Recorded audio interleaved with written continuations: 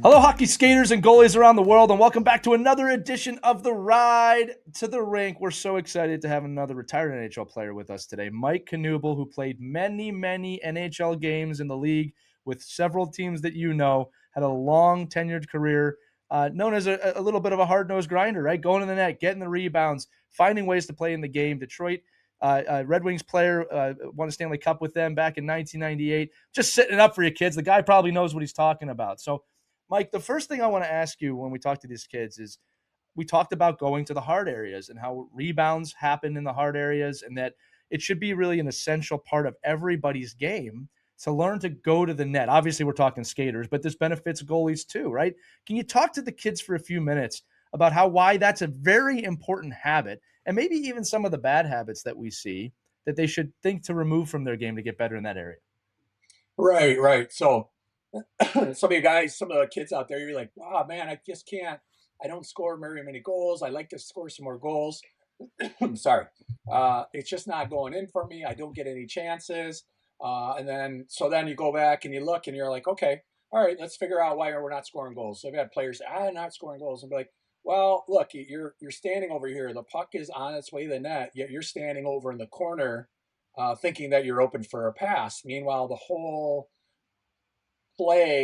rink knows the puck is going to be going to the net, yet we're still standing in the corner, right? So these are things that, like, when we feel a shot on goal coming to the net, and being a hockey player and use our hockey senses, we've got to head to the net ourselves. So a thing I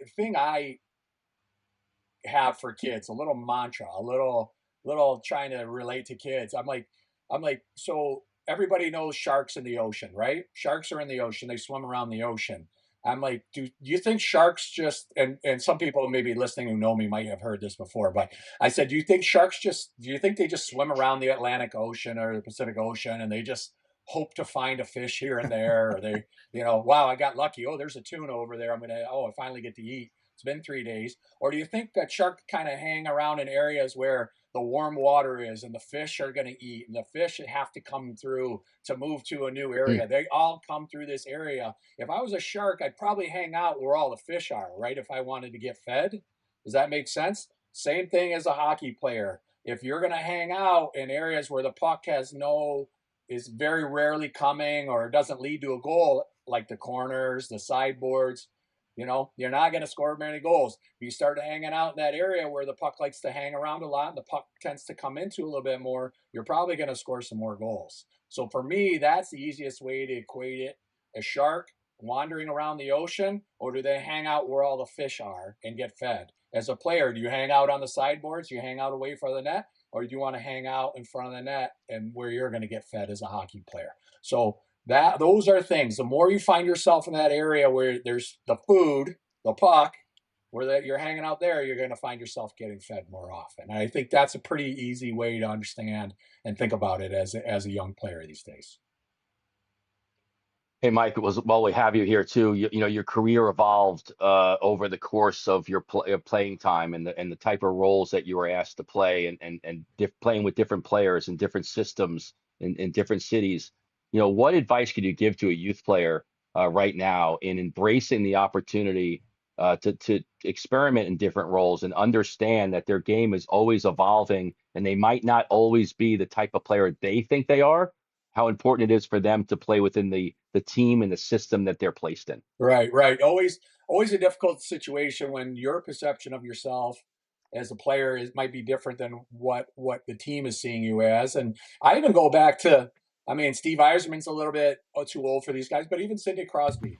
I mean, Sidney Crosby is arguably one of the best players that ever played in the league, but he keeps evolving as a player, right? When he came in, he might have had, I think, his first couple of years, he was light on the goals, a lot on the assists. People kept saying, "Well, Sidney Crosby, well, you're obviously not a goal scorer." And he was like, "Okay, well, maybe I need to score more goals." So he found a way to score more goals. Now, as a player, I think evolving and how you fit in and changing your game and picking up things as you go, adding to your repertoire as a player is super important. Now, you can get to one team one way. Maybe you're a pure goal scorer when you enter a new team, and that's how they recognize you, and that's how you got there, and you made the team as that.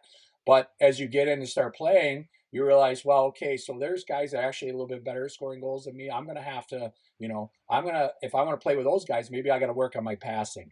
Maybe I got to figure out a way to be a really good penalty killer. And so these are things that you have to adjust, and you call it self-awareness as a player, right? As a player, you've got to understand what you're good at, where your holes are. And it's very easy to go, and part of maturity as a player, it's very easy to go practice. I've got a heck of a wrist shot.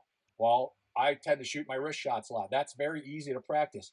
Well, I'm really not great at backward crossovers. Well, that's what you need to practice, right? The things you've got to find the things that you're not really good at, and make sure you harp on those. Very, very easy to go out and practice the things you're good at. That's fun. It's easy, a no-brainer. I can go out and do that all day. Lots of fun. It's hard to find the things that you're not good at and work on those, and maybe fail and maybe not be as good and maybe have some failure and some tough times with it before you cross over that barrier and start to get better. And so I think as a player, that's part of your maturity and part of your growth as a player, is to figure out what you need to do better as a player and how to go about doing that. And whether you need help, whether you can figure that on your own, or you need to ask a coach or ask somebody who's close to you, who you trust, who gives you a pretty honest assessment of your game, that's how you need to figure out and how you get better. Yeah, Mike, and to the kids listening, you might be wondering, how do I go about that? Well, let me tell you the first thing. Games are not the time to try something you've never tried before, right? Mike made a great point. Go to your coach and ask that question of, hey, what are the bad habits I have to break, or what's something you'd like to see me work on? Get it from the coach's mouth. They'll probably give you drills or even create drills for their practice to give you the reps to work on them. That's number one. Number two is you cannot be afraid to fail at the things you're not good at. You're not going to get any better if you don't fail over and over again. You brought up Sidney Crosby. It's a great example. I remember him working on his backhand early in his career to become really the greatest backhand shooter probably of all time, working on his face-offs to become better at that. The guy still works. So kids, it's a constant journey of finding things to improve on, and you're not going to be awesome at it at first. I will also say this, that when the three of us were kids and you still have this ability with even more tools at your disposal, we would go outside and practice things with a ball or eventually a puck, just finding ways to work on those reps over and over again to find ways to get better at something we're not. And again, it doesn't mean you can't spend time getting good at the things you're good at either, right? I'm pretty sure Alex Ovechkin probably still works on his shot. I mean, he's as close to a perfected shot as you can get. All right. But I'm sure he leans in on getting better every single day. So, Mike, I'll let you have the final word, but I just wanted those kids to understand look, it takes a little bit of guts to say, hey, I'm not good at something, and then to work on it. And it doesn't mean you got to sacrifice working on the things you're good at. But if you want to be really noticed, I'll say that too, you got to find ways to become well-rounded, especially in youth hockey. And as you get older, some of your skill sets will shine through and help you find ways in other lineups, but you got to work on all of it when you're young. Right. For the kids, you might hear this term, maybe the older ones will get it. It's called ownership, right? And so you're taking ownership of your career, and it's very difficult to sit in a room or to hear somebody say what you don't do well or what you're not good at. And it's very difficult to hear. But as you take ownership of your career, those are the things you have to say, and you have to walk away, and you have to think about it, and you say, okay, I'm going to figure out how to improve on that. I need to improve on that. If this person who I trust and I respect is telling me this, then I need to really work on that. And that is taking ownership of your career, because at some point, you're going to get to a point where practice isn't going to be enough. You're going to have to go to the gym. Who's going to make you go to the gym? When you get older, 15 and 16, you are. That's taking ownership of your career. Who's going to help you get stronger? Nobody but yourself. That's taking ownership of your career. So that's a very difficult thing for a young player to understand. It's no longer mom and dad driving to the rink. The next level, and for the kids that move on, they take ownership of their careers and they figure out what they need to work on, what they're good at, and what they need to improve on. And that's the never-ending journey of being a good hockey player. Now just play that on loop. That last piece, just play it on loop, and then and just use that as the motivation to understand that you're going to have to do things that other players when you walk in the locker room tonight and you get in the room, there are going to be a lot of players in there that won't make the sacrifice that you want to make in order to get where you want to get to. Don't be intimidated by that. Don't be embarrassed by that. If you have a motivation and a goal and a desire to get better, follow Mike's advice. Put yourself in a different mindset. and then really focus on that mission and that goal. Don't worry about all the other noise that's happening with other players in your team, because it really is irrelevant to your development. Kids, wherever you're at on your hockey journey, we all want you to know we believe in you. You should too. All right, enjoy your hockey, enjoy your day, go out there and learn something and have fun. For Mike Knuble and Mike Vanelli, I'm Lee Elias. We will see you on the next Ride to the Rink. Take care, everybody.